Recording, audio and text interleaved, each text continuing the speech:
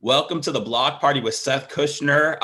Special guest today. Thought the season would be over, not going to lie. Thought I'd be interviewing a back-to-back champion, but that is not the case. The series must go on, and he is battling the elements back in Tampa with ESPN. Greg Wyshynski, how you doing? So, so let me understand this.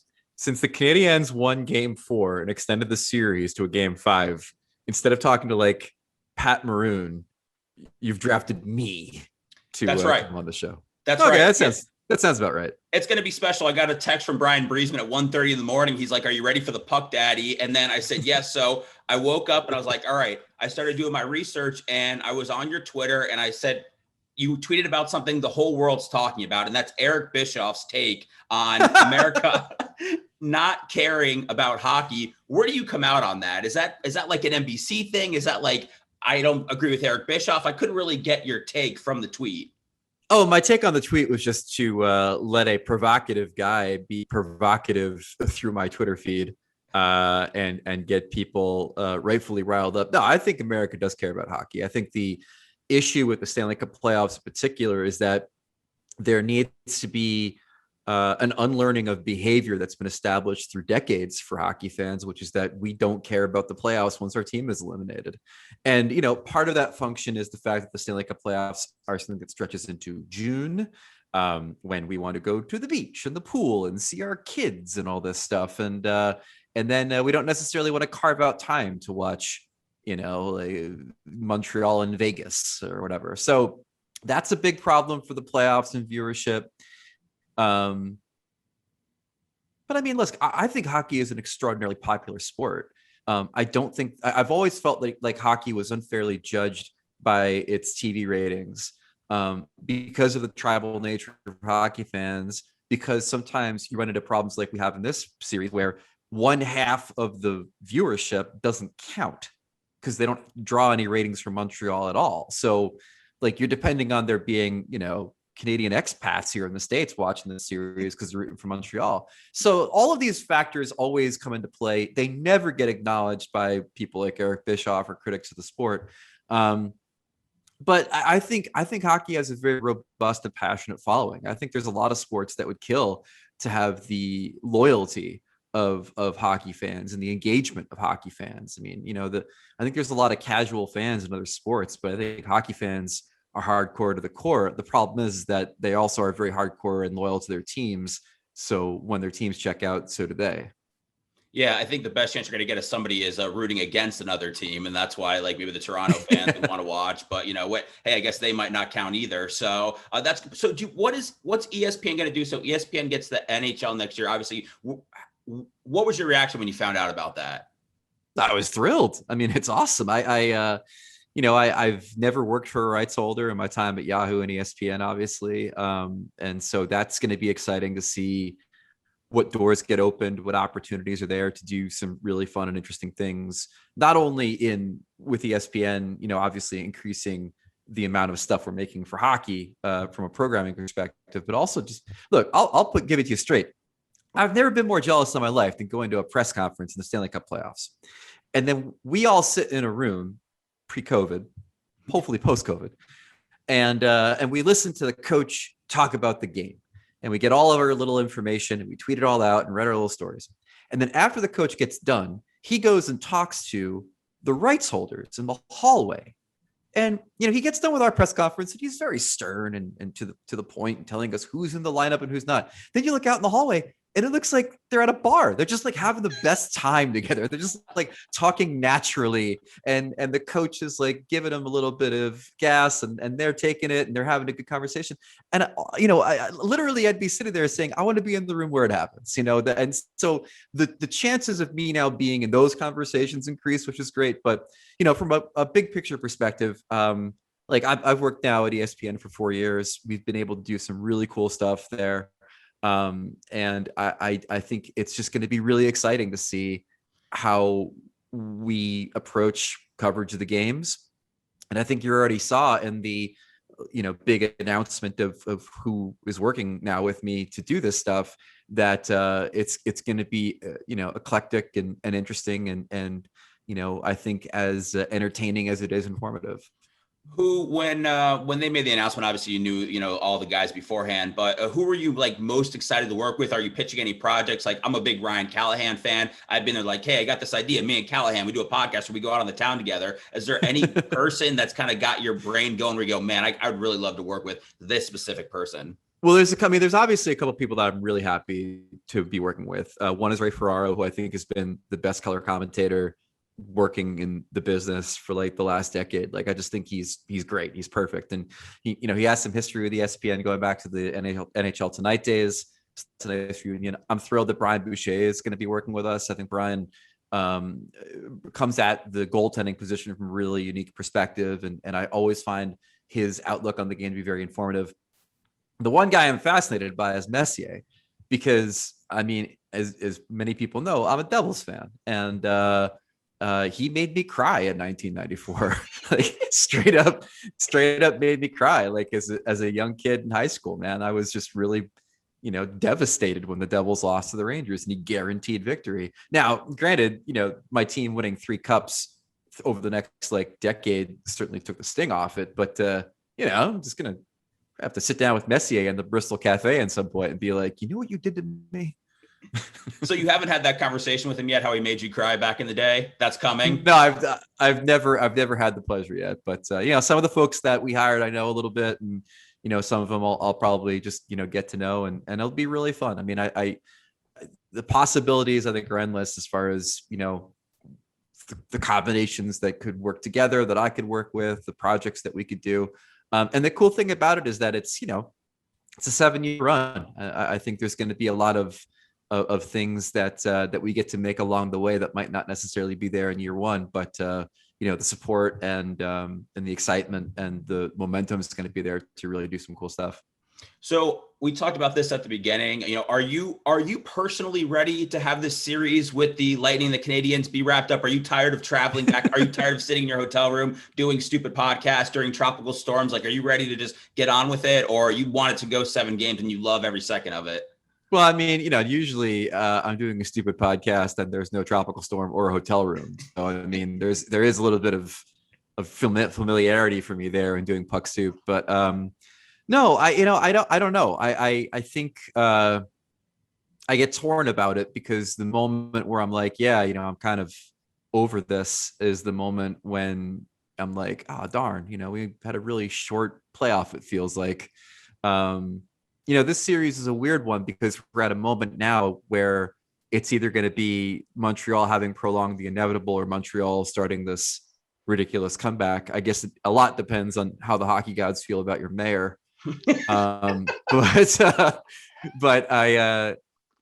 this one could have gone 4 and felt right, in the sense that the Lightning would have really put a cherry on top of the sundae as far as the dominance of their postseason and kind of ending the Canadian story. But I gotta give them credit, man. Like, they played their best game with their backs against the wall, and if I'm the Lightning, I'm still pretty confident, in the sense that they have that incredible record for wins after losses. I think it's now 14-0. Yeah, since the beginning of last postseason.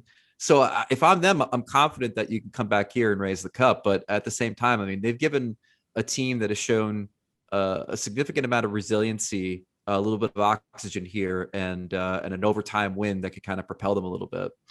Which is exactly why I was not a huge proponent of Mayor Castor and what she was aiming for. But listen, mayors are mayors. They're just going to say stuff. It's all about their hometown. But have you ever heard anything like that, where there's somebody like it wanting their team to lose in any form of anything that you've covered before?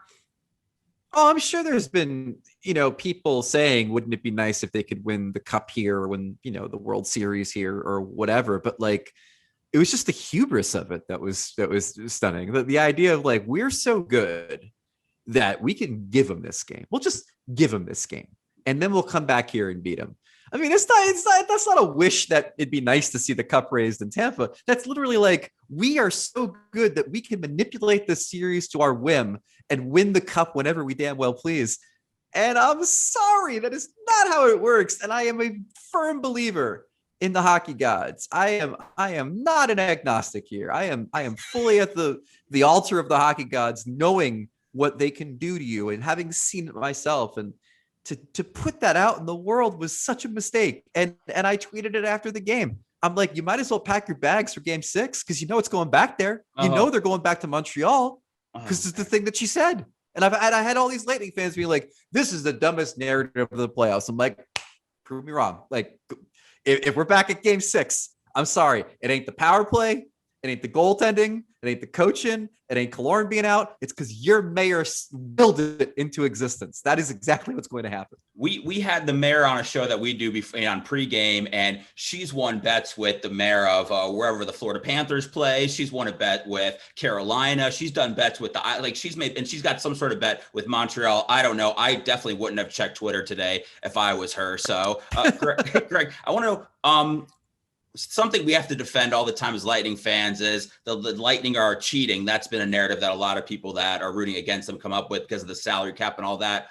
What's your take on that? Is that just brilliant understanding of the rules by the general manager? Is that a rule that needs to be looked at? What's your takeaway on everybody that tells us we're $18 million over the cap after a win? I'm getting tired of it. It's not a rule that should be looked at. I think that Julien Brisebois said it perfectly when he said it's a very unique situation. I don't think that they go into next season being like, all right, we're going to put Victor Hedman on long-term injury reserve for 82 games and bring him back for the playoffs. Like, nobody wants that. To not have your best forward for 56 games is not something that they wanted to have happen. Now, where I think it gets a little dicey and where you have to then maybe shift your frustration to the National Hockey League is the idea that Nikita Kucherov isn't well enough to play in game 56, but then like 5 days later, he's well enough to score 2 goals in game 1 of a playoff series. And that's where it gets into that weird territory of like, all right, is it a little wink, wink, nudge, nudge? But again, that's not on the Lightning. That's on the National Hockey League, much like not having a salary cap in the playoffs is on the National Hockey League and all of the other teams that created the system. And that's the part that really bugs me is that, like, eye on the prize here. You're angry because the Lightning found a way to maneuver and work the salary cap to their advantage. And some of the advantage is guys taking less to play in Tampa on a really good team. Some of the advantage is guys taking less to play in Tampa because of the Florida tax situation. Who cares? Like, the biggest... Here's the thing about the Lightning that I love and that makes me angry when they're painted as cheaters. They were able to have their best forward on the shelf for 56 games and still finish third. They were able to do this because they had 10 guys on the roster, if you include Kucherov, that they drafted and developed. And some of them were easy calls like Stamkos and Hedman, and some of them were Kucherov and Point and Palat, who was in the 7th round. They gave up first-round picks for Ryan McDonough and for Blake Coleman and for Barclay Goodrow. And when they did the latter two, everybody said, you guys are insane because those are role players. They traded the 3rd overall pick in Jonathan Drouin for Sergachev. So they earned this. They earned the chance to thrive with a roster like this without their best forward because that's how well constructed they are. And it's not a fluke and it's not cheating. It's just really, really good management and good coaching and good player development. And if you're angry about all of that, then be angry at your team for not being good and not winning a cup and not being in a position to win 2 in a row. Your team sucks. It's not the Lightning's fault that your team sucks.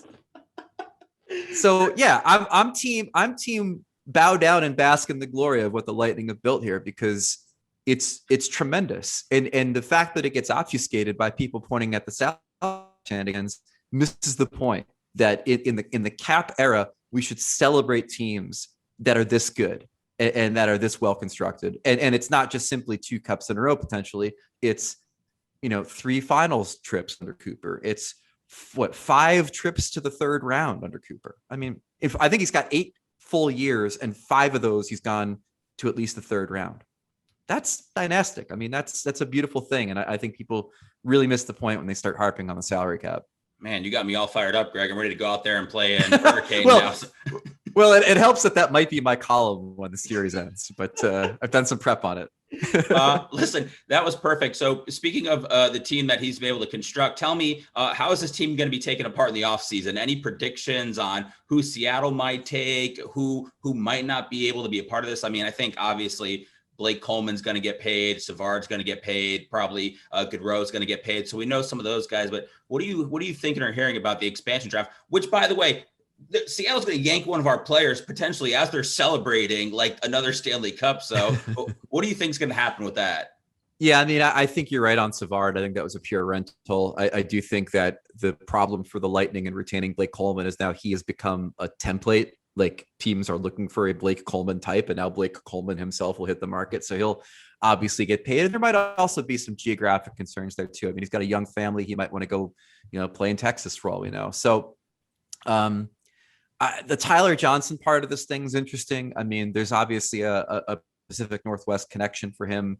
And I think that despite the incredible work he's done in the playoffs for them and the versatility he's shown playing up and down the lineup, I mean, they've obviously tried to get rid of that contract now several times. And the possibility of it being sent to Seattle, I think is there. It'll be interesting to see what happens. I mean, they have a bunch of unrestricted free agents, but they still don't have any salary cap space. So they're going to have to do a little bit of something. And I think Steven Stamkos said it best the other day, which is that there's a unspoken understanding that this is the last ride for this crew, that they might have been able to get away with it for a year because of the injury exception to Kucherov, but in totality, they're up against the ceiling, and there's going to have to be changes made to flip the roster to be a little bit cheaper and a little bit younger. You don't see one of the mainstays of like Stammer, Kucherov, Hedman. You don't see any of those guys being moved, do you? Well, I think Stammer's got a no move. Right. So, I mean, it would have to take some discussion there. And I don't think they do anything with Hedman or Kucherov, or obviously Vasilevsky. Part of the equation for all of this and kind of the catalyst for what the Lightning have to do is the flat cap. And, it's going to be 81.5 next season. I've talked to some people around the league. They think revenues are going to surge back up next season with fuller buildings, with the television deal. And so there's sort of an optimism that the cap will start creeping a little bit up again at some point in the near future, not like 5 years from now, but it's not going to get high enough where you're going to be able to dramatically keep this team together. So I think, like I said, the problem is that if you do try to trade somebody with a pretty big ticket, well, you've got to either absorb part of that, or you're going to have to find somebody with the room to take it. And if they have the room to take it, it may not necessarily, for example, be a place that Steven Stamkos wants to play. So it's a real tough gig trying to trade somebody with term and a big cap hit these days. Okay, just making sure. Those are just all my favorite guys, so that's why I was asking you. That was just a personal question, and I'm sure everybody else cares too. I want to know who has the best press box in the NHL. God, it's been so long since I've been in some of them. Back in the day when you were going to all of them. There's a couple different ways to answer that question, because part of it is like the sight lines and where they stick you, and then part of it is like what they give you. There's always that's what I'm talking about. Yeah, I mean, Boston's great for that. Boston's usually got an incredible spread, not only in the press box but also downstairs for like dinner. So from that perspective, I would say theirs is the best. The biggest ratio between quality of sightline and quality of amenities is Madison Square Garden. The press box at Madison Square Garden is perfectly placed. It's center ice. It's a little bit low. You have an amazing vantage point of the rink. It's really, really immaculate. But up until about a year ago, they gave you like coffee that ran out in the second period, and then what I would generously call last year's Halloween candy in a bowl. So the teams that Montreal's giving you hot dogs, and Philly gives you pretzels, and I remember back in the day, Tampa used to give you Little Caesars, I think it was, in the press box, which was really cool. But yeah, the Rangers was always just like, here's stale coffee and a crackle miniature. Last year's Halloween candy. I think I'm going to steal that. Can you tell me, you obviously get asked to go on a lot of podcasts, and you're a podcast guy. What is the absolute worst way for somebody to ask you to come on their podcast where you won't do it, or maybe you feel like, listen, buddy, this isn't how you get a guest? Do you come across any of that? No, I mean, I think I do. I think I take most requests. I mean, it's gotten a little bit trickier now because at ESPN, there are now like layers that you have to go through in order to get some appearances approved, which is just how the world works when you're working for a big company. And that's fine. I mean, more often than not, they sign off on it. Occasionally they don't. And then, that's the deal. I mean, it's life. I would say my biggest pet peeve would be when we agree on like a time, like a length of time. And then, I mean, it's flattering because I think I'm an okay guest, right? So people want to like keep me around and keep the conversation going. But then like, 20 minutes becomes like 50 minutes. And then it's just like, yeah. And that can sometimes happen, and it's not often. And sometimes I don't mind it, and sometimes I'm having such a good time that it's my fault. But then there are other times when it's just like, okay, we agreed to this time. Maybe it's at night. Maybe wifey's looking to go grab a glass of wine, and now we've been talking for like 50 minutes, and it just gets to be a bit much. Yeah, no, I've been in those scenarios before too, where I'm just like, I think I'm just gonna hang up. So, Greg, I follow you on Instagram, on Twitter. This is Tuesday. This is coming out on Wednesday, the day of Game 5. You were out at Armature Works today. Where are your favorite places to go and explore around town in Tampa? I gotta admit, I've done a bit more foodie journeys on this one than I normally do. Like most people, I stay right in the downtown. I'm not there this time, but I try to stay at the Westin because I really like Jackson's over there. They've got an incredible I think it's called the Volcano Roll, where they do like a spicy roll, but they pour a bunch of like baked fish on top of it. It's really, really good. But I've done a little bit more exploring. So I went to there's a Cuban sandwich shop. I want to say it's like Chef Michelle's or something downtown. I'm sorry if I screwed up the name, but it was funny. I got a great huge sandwich there, and it was super tasty. But she puts lettuce on her Cuban, and that sparked like a brief geographic war from South Florida being like, that ain't a Cuban sandwich, got lettuce on it. I'm like, it's super tasty. I don't know what to tell you. Made my trek to Olale last time I was here. Me and my colleague Emily Kaplan had a nice dinner there, and I had never been to the food hall. What's it called? Armature Works. Yeah, it's a quality food hall, man. Mark of a good food hall is availability of good beer, and then a good variety of food. And I settled on Empamama, I think it's called, right? Empanada. Well, I think it's called like Empamama. Oh, okay, I think it's like, yeah, and so but it's an empanada place. And they did a buffalo chicken one, and then one that's sort of called the Tampa Girl, which I think is just like a straightforward sort of ham one. And they're both super tasty. And then had a little bit of beer. Only place I've not been to here that I went to previously and really enjoyed myself was the Cigar City Brewery. Cigar City has become sort of ubiquitous nationally, but I was on the Highlight train well before it became a national brand, and really enjoyed going there and tasting some of the stuff that doesn't get mass marketed. So I wish I had a chance to go there, but I don't know if it'll happen because I have a feeling I won't want to really be outside on Wednesday for most of the day, unless it's like walking to the arena where I know it's a concrete structure and can withstand the elements. Greg, let me ask you, from a national perspective, who is the most fascinating player or story on the Lightning? I mean, this season or overall? I'd probably say this year to you. I mean, I feel like something that, for me, I feel like something that's not getting talked about at all, which I get, is Steven Stamkos. I think from what he came back through, his injury, played the majority of the games, rested up for the playoffs. He's been out there for every game, just doing what the captain, does. And I feel like it's just kind of, I feel like he's underrated at times, but just from is Vazzy the best in the world? Is it this Victor Hedman guy? He can do it all. Is it the return of Kucherov? Like to you, what is the most what's the biggest takeaway from it? Or is it a team thing and it's back to back?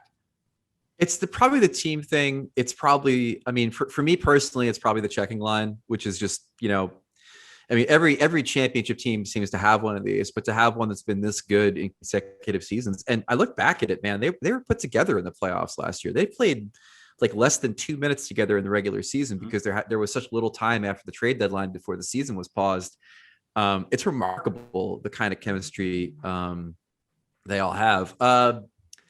For me, the Stamkos story is a tricky one because while I think it obviously, God bless him, he's healthy and he's playing, and I've covered the Lightning for a really long time and been in that locker room when he would be injured and skating with the team and not sure when he's coming back, and it was just painful to watch that kid like go through that. So I think it's great that he's back. I do think it's tricky though because like, and I get this a lot from Lightning fans. It's kind of a little disappointing overall, I think, in the playoffs. I mean, that line, can get going a little bit, and maybe with Killorn being out, it kind of changes the dynamic a little bit. But I just think that he's not been as effective as other players have been in the playoffs, and I think that it becomes, do you really want to like focus in on the story of Stamkos when it's Kucherov and Point? And others that are kind of pulling the wagon right now, you know what I mean? So I think the Stamkos story gets a little tricky of being like over glamorizing somebody who isn't, outside of a couple of games, necessarily contributing in a major way to what we're seeing happening with this team. Do you understand what I'm saying? Is that rude to Stamkos, or am I misrepresenting the season? No. I mean, that's fine. I love Stammer. I mean, I had a chance to interview him like when he got drafted. Me he too. was 18. And yeah, I mean, I love him. Like, I love what he fought through last year. Had a chance to interview him on the show this year. So I'm just a fan of the guy being out there. Like, yeah, there were people earlier in the playoffs that were like, what's wrong with Stamkos? He's missing the net. Like, and then all of a sudden the next game, he drills, his classic one-timer. So yeah, people are a little bit on him, and that's fine. I get it, but I'm always gonna stand by the guy. So I can understand why that's not a huge story for you. It's totally cool. I don't think he's going to listen to this at all. Greg, can you tell me your least favorite stat in the NHL? Least favorite stat? Wow. I mean, the chalk, entry is plus minus, obviously, because of just how it can be misrepresentative. But I do think that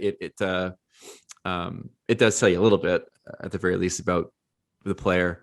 I just think that in comparison to other stats that have sort of market corrected it's not really as relevant as it may once have been. Most overrated stat or least favorite stat? I guess it would have to be goals against average for a goalie. Now, goals against average for a team, bang on. Like it is something that's very valuable, important, and informative of the team's abilities. But I think that as it's a team stat, and yet it gets listed under a goaltender stats. And like if you got a 915 save percentage and a 1.89 goals against average, well, your team's doing some work in front of you, it looks like. You know what I mean? So I think that might be my least favorite, only because it's so widely quoted, but so not representative of the individual skills of the goaltender. Greg, last question for you. You have a big following on Twitter. Who have you geeked out the most when you found out they started following you? There's been a few guys on the Lightning that followed me. I got really excited. Was there anybody who go, oh my God, this is like, I've officially made it now? And then you started feeling pressure. You started feeling pressure about your tweets. I never feel pressure about my tweets, because if you follow me, then you follow me, and I ain't. I mean, you know what you're in for. I would say two. So there's one dude who runs a burger place in California, in Santa Monica, called Father's Office, which might be the best burger I've ever had. And he messaged me one day about the Kings, and like, oh yeah, blah blah blah blah blah. And then I looked him up, and it was this dude who like founded this restaurant. I'm just like, this is insane. Like, why are you messaging me? I love your place. And we kind of struck up a little bit of a Twitter friendship there. But the one that was the best was Joel Hodgson, who, for those who don't know or like too young to know, was the original host of Mystery Science Theater 3000. If you follow me on Twitter, he's the guy in my avatar with his two robot friends. And he reached out to me about like my fandom of the show and having him in my avatar and all this stuff. And that was really, I was like beyond cool. Like that's something where you're just like, it's the moment, there's those moments where you're like, oh, this Twitter thing is a beautiful function. It brings the world together. And then you're like, oh, except for all of this horrible stuff that it also helps propagate. And so those were moments that I really treasured. But Twitter's a funny machine. Like I am a Twitter old. I got on in 2009. Yeah, I want to say it is. Yeah. And it's certainly changed a lot over the years, man. Like that was a place where I used to have some really wonderful conversations and good debates with other hockey fans, other hockey writers. And then, it got just way too toxic, especially for my women friends, and then and my friends of color, and then also it just became a place where I think a lot of people that used to hang out there just got off because they just didn't want to be there anymore, and so it became less conversational and more like everybody trying to get their shots in. Yeah, and it's just a bummer. Yeah, you're right. Twitter is great until it's not. So there are those moments where you're like, wow, this is really special. And then most of the time you're like, why am I doing this? Oh, wait, I have to promote my stuff. Real briefly, my Twitter origin story, the moment that I realized it was going to be something, I love telling the story, was I was at the game between the Penguins and the Capitals where both Ovechkin and Crosby had hat tricks in the same game. And I was on Twitter. It was back when you would text your tweet to a number and then it would appear on Twitter. Like this is now like ancient technology, right?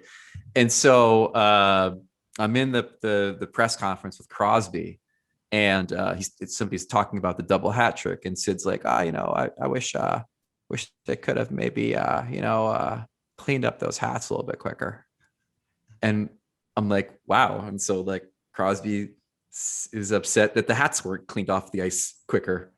And I send it to Twitter. I leave the press conference and I go back to the press room, and like my Twitter feed is lit up with all these people that are like, he didn't say that, did he? He didn't really say that? Sid said that. Did he really say that? Because this was not a live press conference. Like this was something that we were there reporting on. And it was at a time before people would just tweet every answer, that somebody was giving. And it was at that moment, I'm like, oh, damn. This has changed the game, hasn't it? Like it is no longer waiting for you to watch the press conference online. It is not waiting for it to be in the newspaper the next day. It is now a real-time delivery of what people are saying in the moment. And that was the moment back in, I guess it was 2009, where I'm like, oh boy, we are in a whole new place now with this technology. And at that moment, it was really cool. And now it sucks. Well, since there's some machine where some app where it goes back and you can pull up your first ever tweet. So I'll just tell you mine, because mine was 2009, and I got on Twitter and I was doing a morning show on an alternative rock radio station. And the owner of the Lightning at the time, Oren Koulis, called up our morning show and offered to have our host play goalie during a regular season game. So that was my first ever tweet where I was like, the owner of the Lightning just offered Fisher to play goalie. So I had a hockey related tweet for my first one ever also. I think times were tough back then. So that I remember. I don't know if there's a better encapsulation of the coolest Barry years than them calling up somebody and being like, do you want to play goal for us? There's really not. And that's why I shared it. So Greg, listen, I appreciate it. You committed to 30 minutes. I went 33. So I'm sorry for going 3 minutes over. That's appreciate it. Listen, was that your alarm? He's like, I got to get out of here. Listen. No, that was my emergency weather service alert. To the territory. You're gonna be okay. This is gonna come out on Wednesday. We're all still gonna be here, and if not, then this will be the lasting memory of both of us. Greg, so excited for you and all the opportunities coming your way next year and in the future with ESPN. Thanks for stopping by, man, and I appreciate you being a last minute guest. You delivered. My pleasure. Thanks for having me.